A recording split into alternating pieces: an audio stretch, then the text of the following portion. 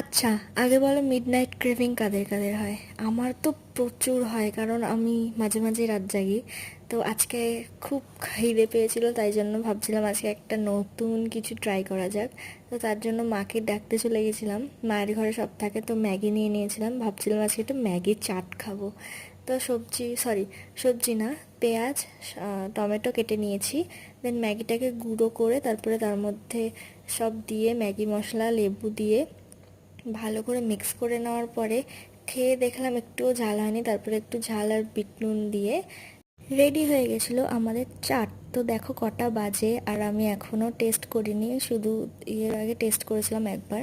এবার টেস্ট করে দেখবো কেমন হয়েছে, আর তোমাদের সাথে আমি রিয়াকশানটা শেয়ার করব।